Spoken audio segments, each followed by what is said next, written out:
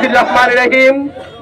বাংলাদেশ জামাত ইসলামী কেন্দ্র ঘোষিত কর্মসূচির অংশ হিসেবে 5 দফা দাবি আদায়ের লক্ষ্যে সারা দেশব্যাপী জেলা প্রশাসক মহোদয়ের নিকট স্মারকলিপি প্রদান অনুষ্ঠানে আজকে এই জনসভায় উপস্থিত রয়েছেন বাংলাদেশ জামাত ইসলামী লক্ষ্মীপুর জেলার সংগ্রামী সেক্রেটারি জননেতা জনাব হাফিজুল্লাহ, জেলা শাখার অন্যান্য নেতৃবৃন্দ এবং আমার সামনে উপস্থিত সংগ্রামী বিক্ষুব্ধ জনতা।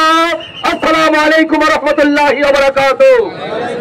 সংগ্রামী ভাইরা, ইতিমধ্যে আপনারা জেনেছেন পিআর পদ্ধতি সহ 5 দফা দাবিতে বাংলাদেশের লক্ষ লক্ষ মানুষ আজকে তাদের অধিকার আদায়ের দাবিতে রাস্তায় নেমে এসেছে। প্রিয় ভাইরা, এই পরিস্থিতিতে আমাদের বিরোধী পক্ষ তথা যারা বাংলাদেশকে আবারও ফ্যাসিবাদের রাজ্য কায়েম করতে চায়, তারা বেহুশ হয়ে, তারা পাগল পাড়া হয়ে উল্টা পাল্টা বক্তব্য দেওয়া শুরু করেছে।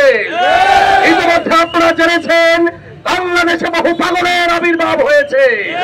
আমরা প্রচুর পাগলের মতো লোকদেরকে দেখেছি।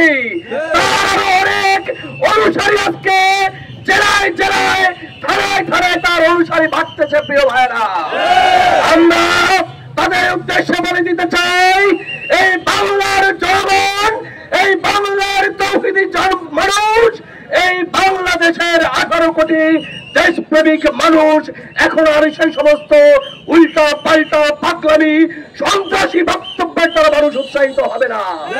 কারণ আপনাদের এই সমস্ত অসংলগ্ন সন্ত্রাসী কথাবার্তার কারণে ইতিপূর্বে জনগণ আপনাদেরকে যতটুকু প্রত্যাখ্যান করেছে, আগামী দিনে তাদের দাঁত বিপ্লবের মাধ্যমে তাদেরকে আস্থা করে নিক্ষেপ করবে। প্রিয় ভাইয়েরা, আমরা বলে দিতে চাই, এদেশের 18 কোটি মানুষের জনদাবি পিআর পদ্ধতিতে নির্বাচন অনুষ্ঠান করতে হবে। প্রিয় ভাইয়েরা, এটা নিয়ে কোনো প্রকার ডাল বাহারা সৃষ্টি করা যাবে না, সরকারের উপর অহেতুক কোনো চাপ সৃষ্টি করা যাবে না।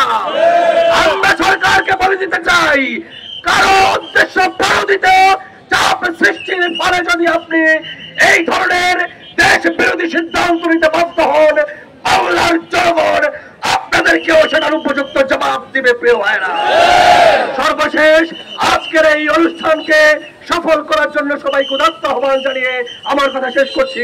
আসসালামু আলাইকুম ওয়া রাহমাতুল্লাহি ওয়া বারাকাতুহু।